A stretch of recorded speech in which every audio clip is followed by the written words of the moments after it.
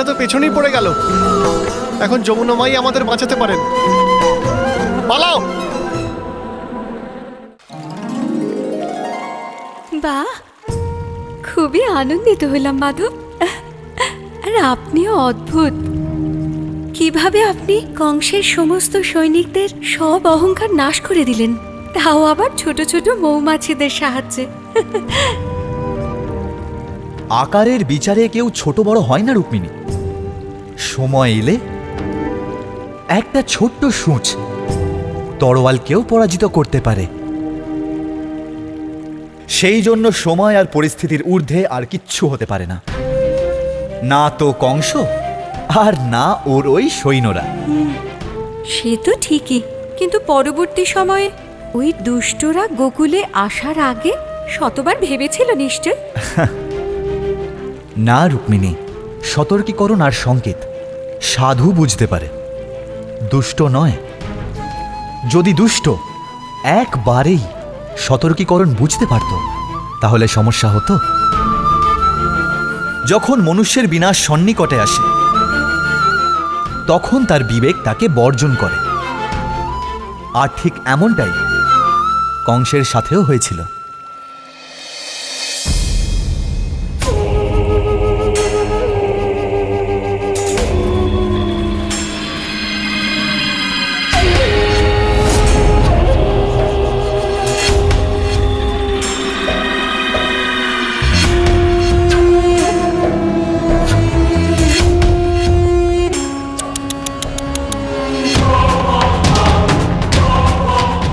হৃদয়ে যন্ত্রণা হচ্ছে, হ্যাঁ? যন্ত্রণা ভেবে দেখো, মহাশক্তিশালী মহাবলশালী কংসের সৈনিক মৌমাছিদের ভয়ে গোকুল ছেড়ে এখানে চলে এসেছে। জানো তোমরা কি করেছো? তোমরা ওইসব দেবতাদের প্রসন্ন করেছ। তারা প্রসন্ন হয়েছে দেখে যে কংসের সৈন্যরা এরকম, আর তোমরা কংসকে ততটাই ক্রুদ্ধ করে তুলেছ। মহারাজ, আমি যেটা বলছি সেটাই সত্যি, বিশ্বাস করুন। ওই গোকুল নগরীতে নিশ্চয়ই কিছু মায়াবী ছিল। ওই দুদিনের শিশু নিজের খেলনা ছুড়ে দিল মৌমাছির ওই মৌচাকে, আর আমাদের এই দুর্দশা হয়ে গেল মহারাজ। গোকুল নগরীতে কিছু মায়াবী ঘটনা ঘটছে।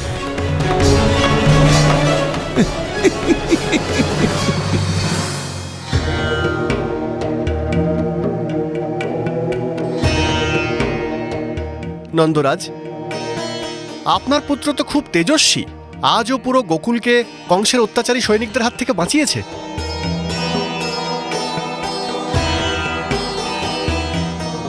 না উপনন্দ, আমার পুত্র তো সদ্যজাত। এটা তো ঈশ্বরের কৃপা, যিনি আজ আমাদের সবাইকে রক্ষা করলেন, গোকুলের সমস্ত শিশুদের রক্ষা করলেন, আমার পুত্রকে রক্ষা করেছেন।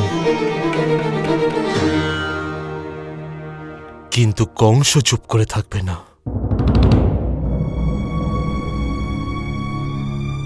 আমাদের গোকুলকে সমস্ত রকম বিপদ থেকে রক্ষা করতে হবে।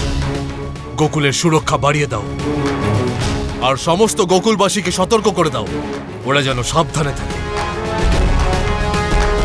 বিপদ এখনো কেটে যায়নি। গোকুল বিপদমুক্ত হয়নি? কিন্তু কেন নন্দরাজ? কারণ কংসর সৈন্যরা আবার ওর কাছে ফিরে গিয়ে কংসকে সমস্ত বৃত্তান্ত দেবে, আর তারপরে যে বিপদ আসবে সেটা খুবই ভয়ঙ্কর হবে, খুবই ভয়ঙ্কর।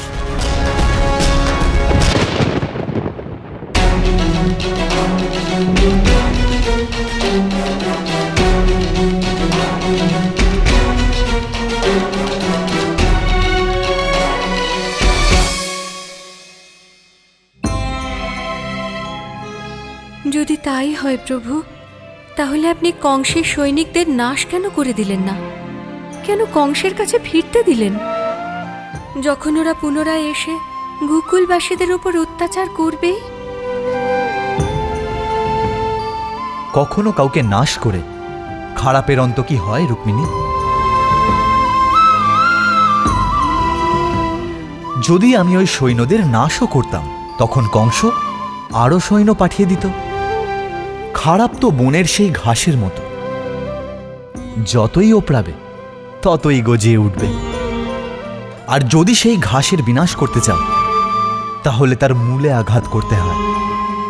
আর এই সবের মূলে ছিল কংসের দম্ভ। আমাকে তো কংসের দম্ভকে বিনাশ করতে হতো, পাপকে সমূলে বিনাশ করতে হতো। তা তো ঠিকই মাধব, কিন্তু কংসকে নাশ করা কি এতটাই সহজ ছিল? সহজ তো ছিল না রুক্মিণী, তবে অবশ্যই সময় সাপেক্ষ ছিল। ওই কথায় আছে না, যে পাপের ঘোড়া ভাঙার পূর্বে সেটা সম্পূর্ণরূপে ভরে ওঠা অতি আবশ্যক। গোকুল নগরীতে কিছু মায়াবী ঘটনা ঘটছে।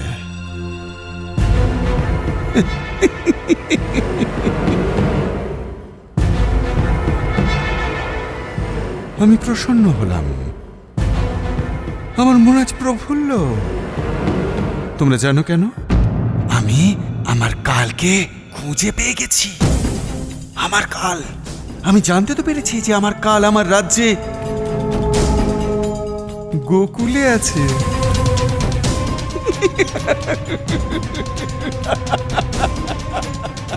কংসের কাল।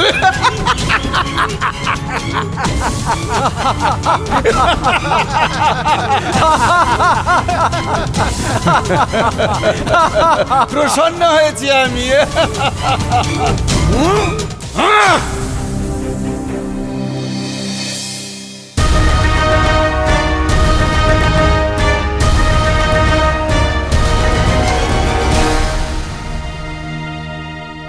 আমি আমার সৈন্যদের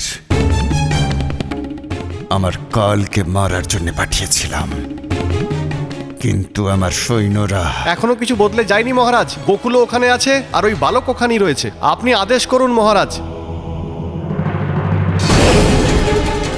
আমার কালকে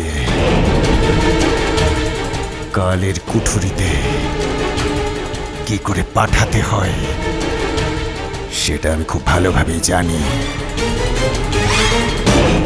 মায়াবীর মোকাবিলা এক মায়াবিনী করবে।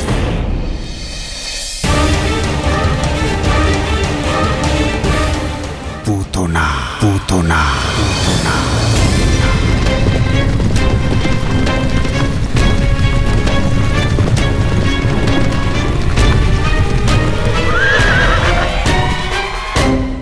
ক্ষমা করবেন মহারাজ, এই ঘন জঙ্গলের মধ্যে দিয়ে অশ্ব আর এগোতে ভয় পাচ্ছে। এই যে অসুরা না, এরা খুব বুদ্ধিমান হয়। এরা জানতে পেরে যায় যে এরা কোথায় এসেছে, কোন স্থানে এসেছে।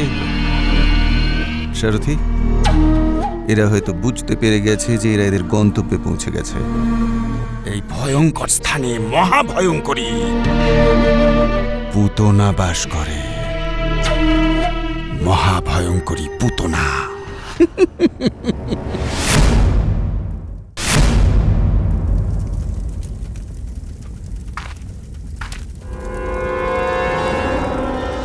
পুতনা,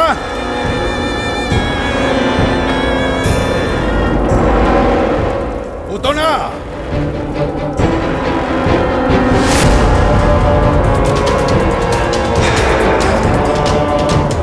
পুতনা,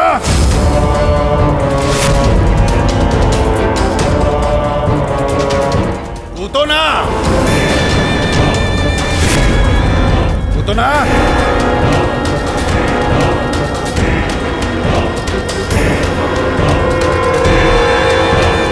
মথুরা নরেশ কংস আর এখানে? আদেশ দিন, কি প্রয়োজন? তোমার কাছে এই নির্জন স্থানে আসার কোনো না কোনো বিশেষ কারণ তো নিশ্চয়ই আছে। তোমার সহায়তা আমার বিশেষ প্রয়োজন। তাও শীঘ্র, অতি শীঘ্র। আমার হাতে সময় খুব কম। স্বয়ং মথুরা নরেশ কংস এখানে এসেছেন। মনে হচ্ছে কোনো গুরুত্বপূর্ণ প্রয়োজন আছে।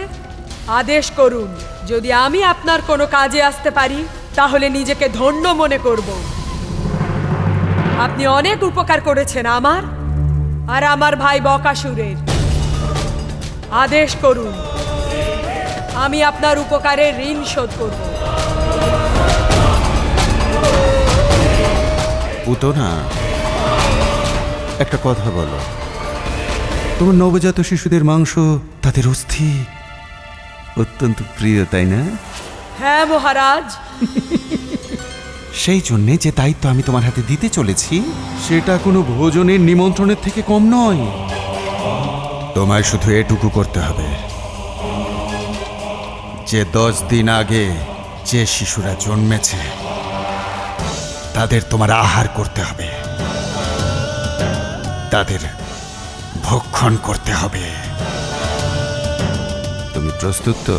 যদি ঋণ শোধ করবার এরকম সুযোগ আসে তাহলে কে না শোধ করবে। আপনি আমার ক্ষুধা নিবারণের ব্যবস্থা করেছেন, আদেশ করুন আমাকে কোথায় যেতে হবে।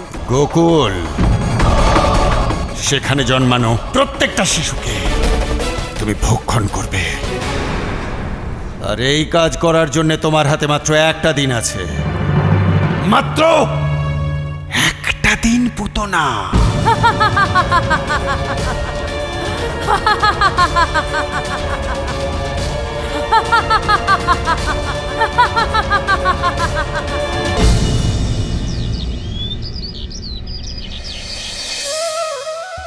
কানু, যশোদা,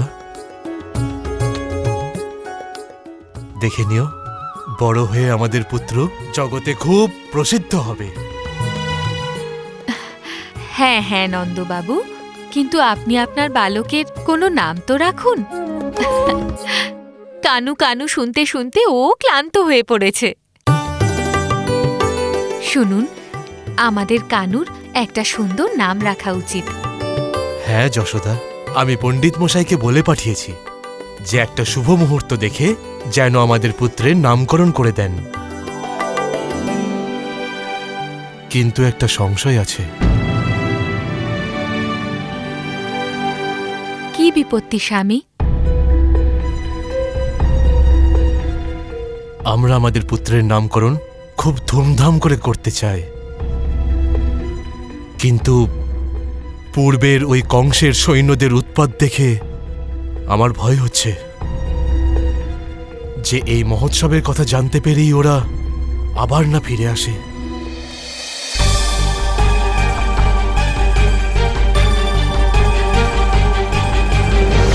হে ভগবান, এ কেমন বিপত্তি! আমার বালকের জন্মের আনন্দ আমি উপভোগ করতে পারবো না।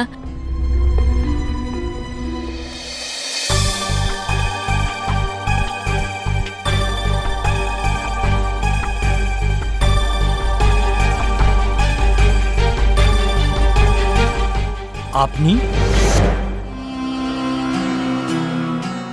মনের মধ্যে সবসময় আতঙ্ক হয়। নন্দরাজ,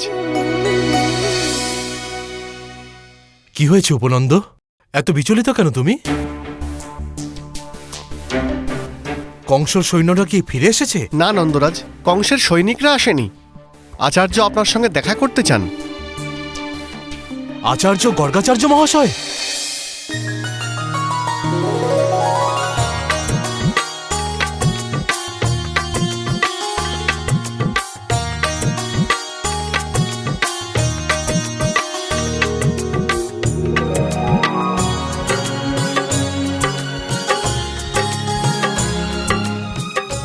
অনেক সৌভাগ্য আমাদের আচার্য যে আপনি আমাদের এখানে এসেছেন। না নন্দরাজ, এটা অসত্য। আমি এখানে আসিনি, আমাকে এখানে আনা হয়েছে। আপনার পুত্র, আপনার এই সন্তান আমাকে এখানে টেনে নিয়ে এসেছে।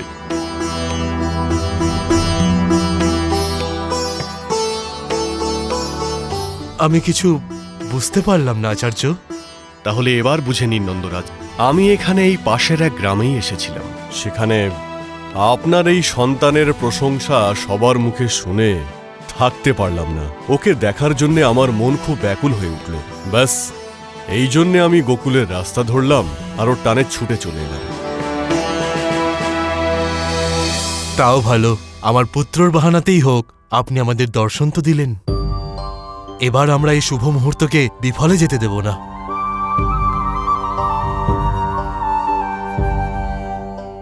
আচার্য, আমার আর যশোদার আপনার কাছে একটা অনুরোধ আছে। বলুন নন্দরাজ, কি চান আপনি?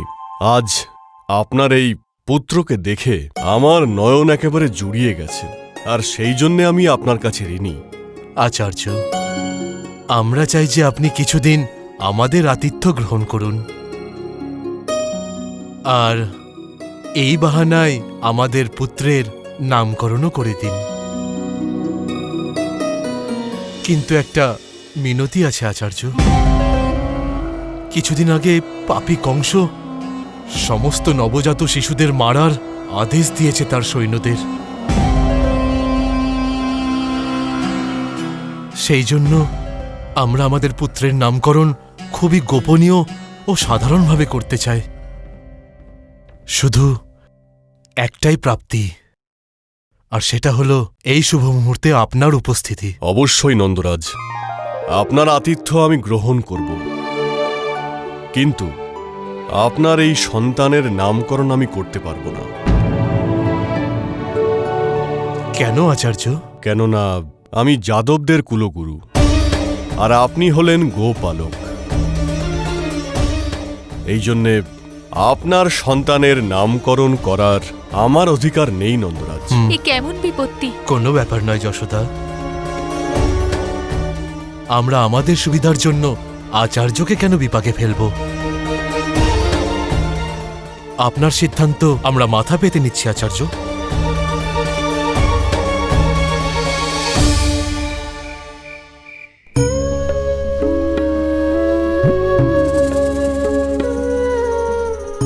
তুমি ঘুমোচ্ছ না কেন ভ্রাতা? কি দাদা, কেমন ভ্রাতা তুমি? তুমি তোমার ঘুমের কথা ভাবছো, আমার বিষয়ে তোমার একটুও চিন্তা নেই। বাবা এখনো আমার কোনো নাম খুঁজে পাননি। ওদিকে আচার্য মশাইয়ের আমার নামকরণ করতে বিপত্তি, তারপরে ওই কংস মামার সৈনিক নাম রাখার আগেই আমার মেরে ফেলতে চায়। মনে হচ্ছে নিজের নাম রাখার জন্য আমাকেই কিছু করতে হবে।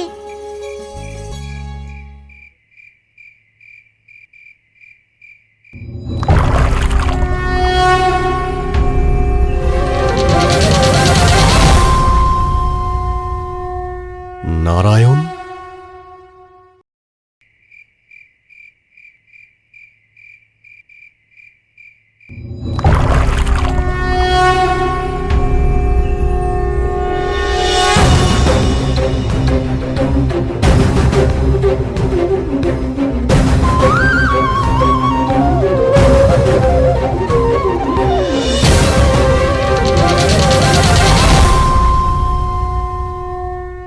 নারায়ণ?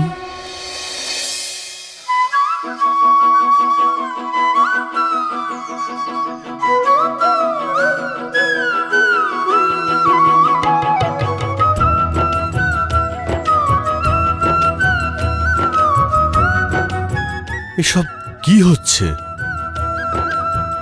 এটা কি আমার দৃষ্টিভ্রম, নাকি এটা কোনো প্রভুর লীলা?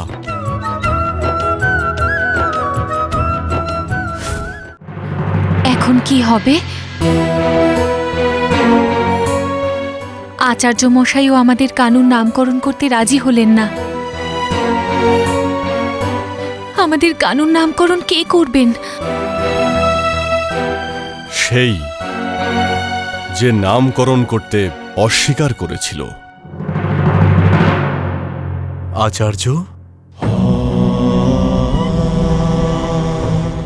বসুন। আপনারাও আসন গ্রহণ করুন। যথাজ্ঞা আচার্য। আমার খুব বড় একটা ভুল হয়ে গেছে। আমি যাদবদের কুলগুরু তো কি হয়েছে, যখন কোনো সন্তান জন্মায় তখন সে না যাদব হয়, আর না ক্ষত্রিয় হয়, আর না সে ব্রাহ্মণ। তখন সে ঈশ্বরের সৃষ্টি করা এক সুন্দর মূর্তি। আপনারা সবাই আমাকে এত বড় জ্ঞানী মনে করেন, আর আমি এত বড় মূর্খের মতো কাজ করেছি? তাহলে আমি কি করে ঈশ্বরের সৃষ্টির নামকরণ করতে অস্বীকার করতে পারি? না নন্দরাজ, না। আমি আপনার সন্তানের নামকরণ করব, অবশ্যই করব। পরম সৌভাগ্য আমাদের আচার্য। আমি আয়োজন করছি। না নন্দরাজ, গোকুলে কংসের সৈনিকরা যে কোনো সময় আক্রমণ করতে পারে।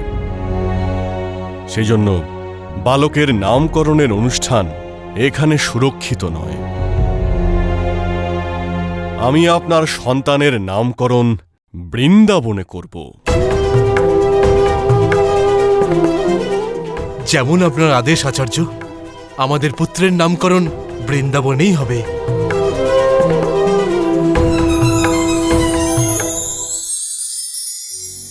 কি ভ্রাতা, আচার্য তো এবার তোমার নামকরণ করতে চলেছেন।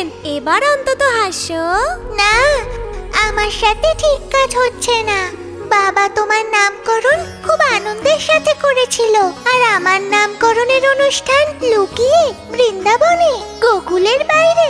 এটা কি ভালো কথা হলো? প্রথমে লুকিয়ে মথুরা থেকে এখানে আনলো, এখন গোকুল থেকে লুকিয়ে আমাকে বৃন্দাবনে নিয়ে যাচ্ছে। আমি যেতে চাই না। এমন কি হয়েছে যে যেতেই চাইছো না? আচার্য তোমার নাম রাখবেন, যাও। আমি যেতে চাই না দাদা, আমাকে এখানেই থাকতে হবে। ও যে আসবে এখানে। ওটা কে ভ্রাতা? আপনি তো অদ্ভুত মাধব।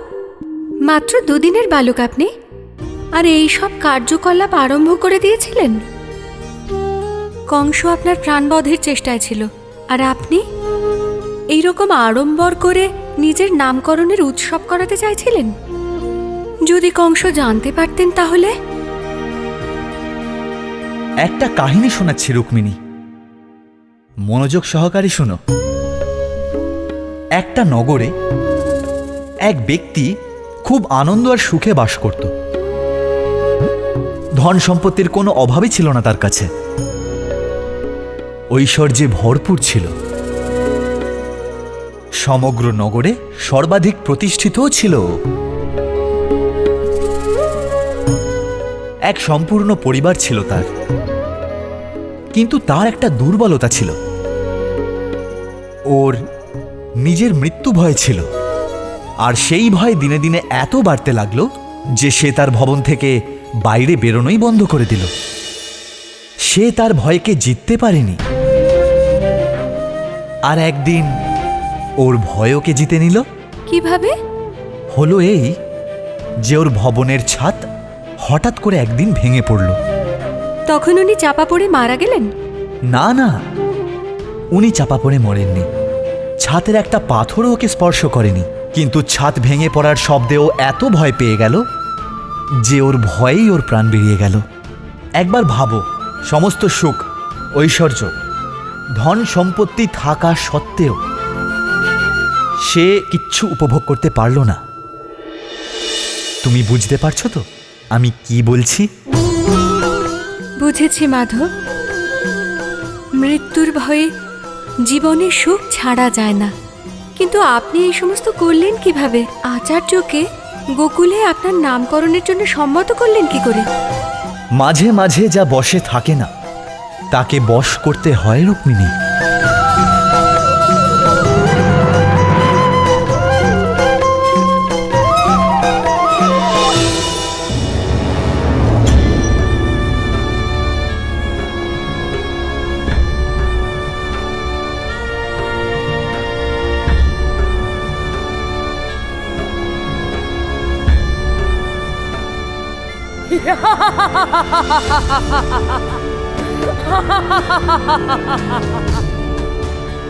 গোকুলে এসে গেছি। সাবধান গোকুল, পুতনা এসে গেছে। এবার কারোর সন্তান বাঁচবে না।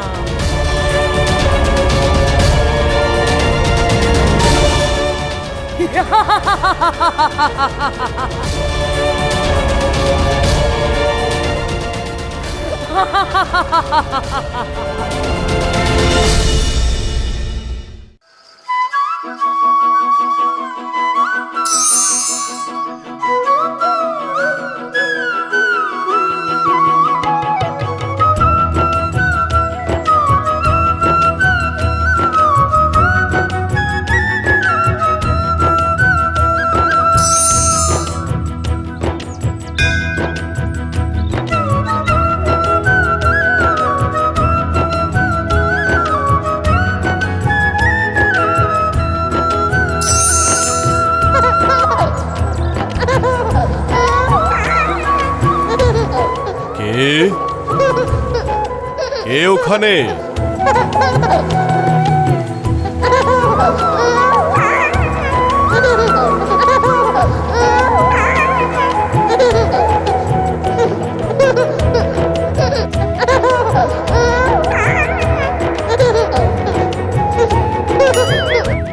আমায় ধরতে চাইছো তুমি? তো ধরে দেখাও।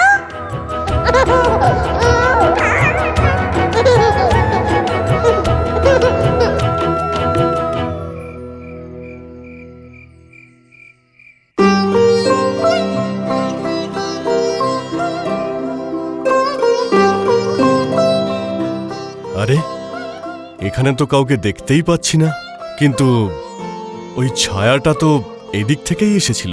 দেখো দাদা, দেখো, শেষমেশ আমি আচার্যকে এখানে নিয়েই এলাম, সেখানে যেখানে আমার নামকরণ হবে।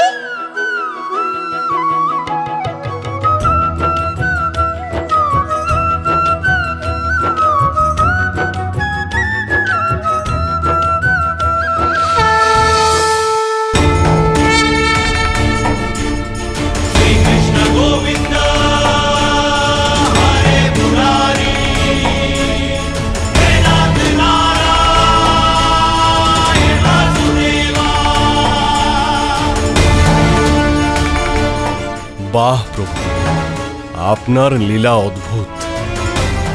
বুঝতে পেরে গেছি প্রভু, তাই হবে প্রভু, তাই হবে।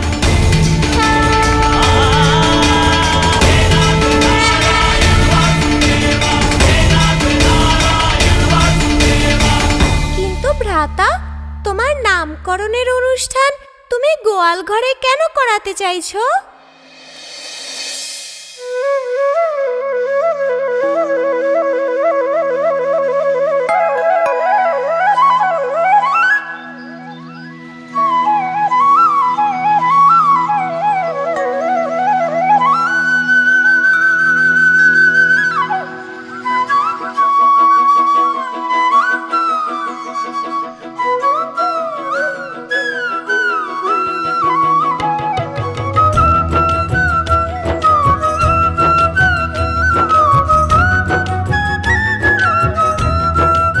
জ্যেষ্ঠ তো ঠিক প্রশ্নই করেছিলেন মাধব।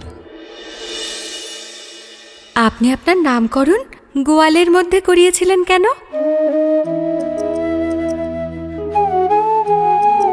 নাম বড় হয় না রুক্মিণী, কর্ম বড় হয়। আর উনি দুটো স্থানের সাথেই সর্বাধিক যুক্ত থাকতেন। প্রথম, যেখানে ওনার মন টেকে, আর দ্বিতীয়, যেখানে তিনি কর্ম করেন। আর নন্দবাবার কর্ম এবং মন দুটোই গৌ মাতার নিকটে ছিল। নামকরণ এক পবিত্র সংস্কার রুক্মিণী, আর সেটা পবিত্র স্থানেই হওয়া উচিত। আর এক মনুষ্যের কাছে তার কর্মভূমি থেকে পবিত্র আর কি হতে পারে? আমার কর্মভূমি ছিল গোকুল, আর ওখানকার গৌশালা। আর সেই জন্য আমি এই সংস্কারের জন্য গোকুলের গৌশালাকে বেছে নিলাম। আর তারপর ওখানকার দুধ আর মাখন আমাকে আজীবন খেতেও তো হতো।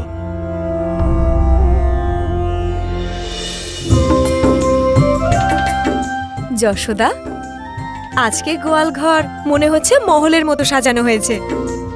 পবিত্রতা আর উৎসাহের কি সুন্দর সমাগম হয়েছে এখানে। একদম ঠিক বলেছেন দিদি আপনি। তোমার তো খুব ঠাটবাট ভ্রাতা, এত ধুমধাম করে গোকুলেই তোমার নামকরণ হচ্ছে। দেখো, সারা গোকুল অতিথিতে ভরে গেছে। হ্যাঁ দাদা, কিন্তু এখনো পর্যন্ত সে এলো না, যার জন্য আমি অপেক্ষা করছি।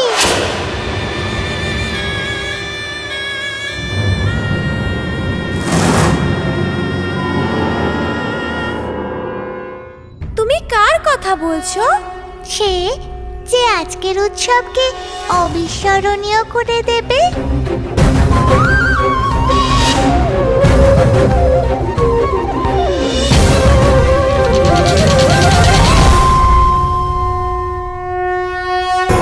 খেলনা নেবে, খেলনা।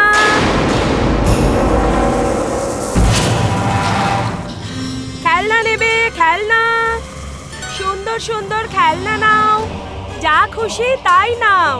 গোকুলে খেলবে নন্দের দুলাল, খেলনা নাও।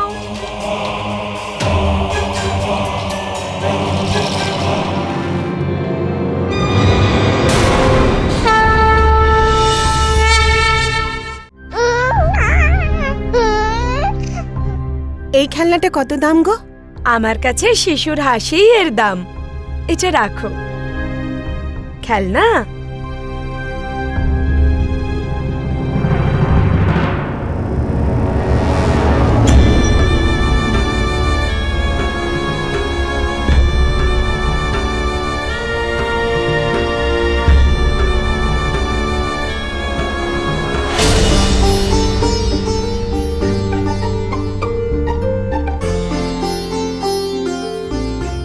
আসুন।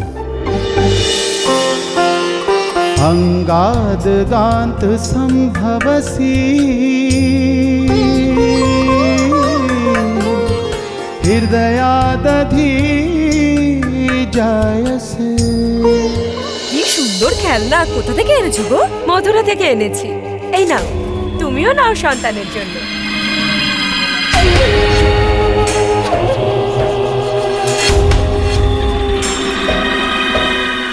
এর মূল্য কত?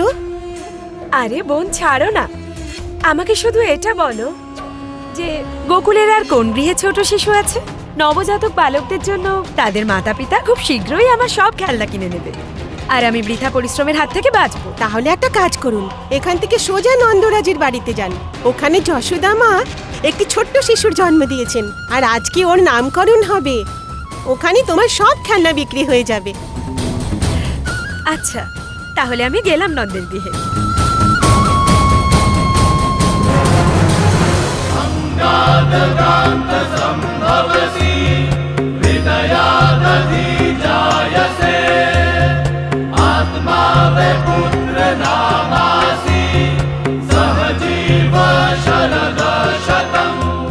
ভ্রাতা, এবার তো বলো কে আসতে চলেছে? আরে ও তো গোকুলে এসে পৌঁছেছে, কিন্তু আমার কাছে এখনো এসে পৌঁছতে পারেনি। তাহলে কি এত চিন্তা করছো? ডেকে নাও তাকে।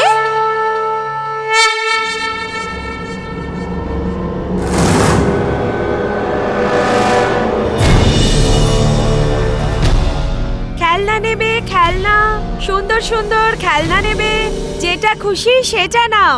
খেলনা নেবে? খেলনা। আমাকে কোথায় খুঁজছো পুতনা? আমি তো এখানে। ভালো করে দেখো, আমায় ঠিক পাবে।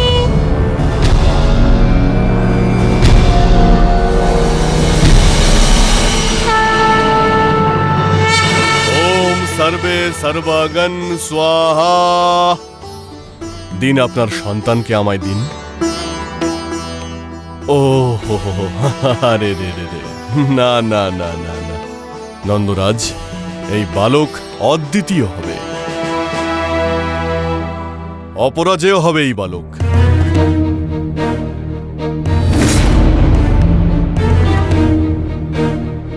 ভবিষ্যতে এই বালক সমগ্র জগতে রাজত্ব করবে, পাপীদের বিনাশ করবে,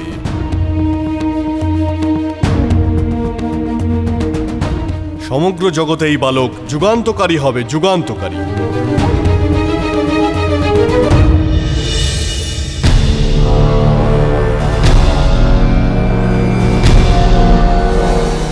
এই বালকের রূপ, রং, পরাক্রম আর তেজ এমন হবে যে সূর্যের তেজও এর কাছে হার মানবে।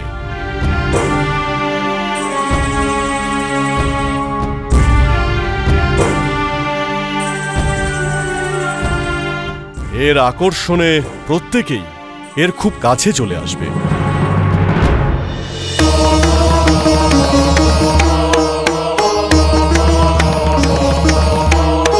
চলে এসেছে দাদা, ও চলে এসেছে। সমগ্র জগৎকে নিজের অপ্রতিম আকর্ষণে আবদ্ধ করা এই শিশুর নাম হবে কৃষ্ণ, কৃষ্ণ, কৃষ্ণ।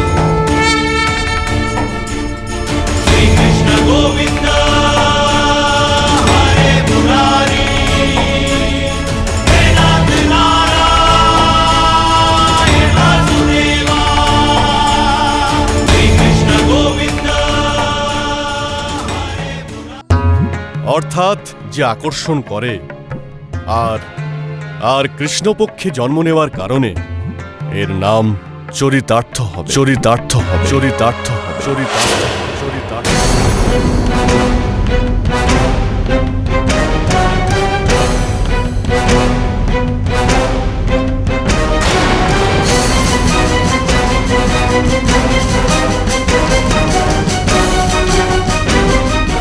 এবার এই তেজস্বী বালকের মাতা পিতা এই বালকের কানে ওর নাম বলবে।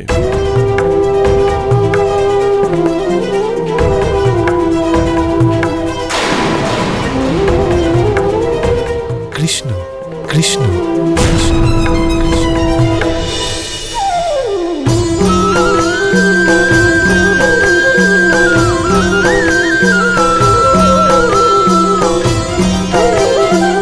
কৃষ্ণ কৃষ্ণ কৃষ্ণ কৃষ্ণ।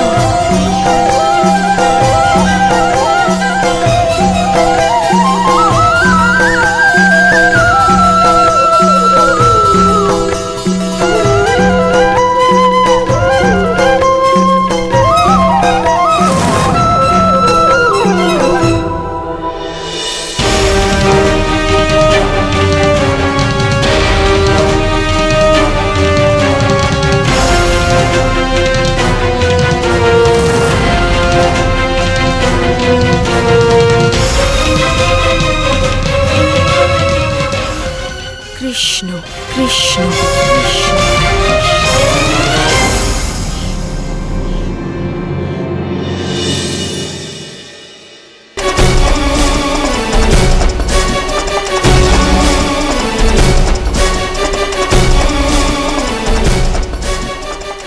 এটা আমার সাথে কি ঘটছে? আমি যাকে শেষ করতে এসেছি তারই আকর্ষণে বাধা পড়ে যাচ্ছে। এই বালক তো অসাধারণ, আমাকে দিকভ্রষ্ট করতে চাইছে। না, আমাকে আমার কাজ করতেই হবে। এই বালকের আকর্ষণে আমি আবার আমার কর্তব্য না ভুলে যাই।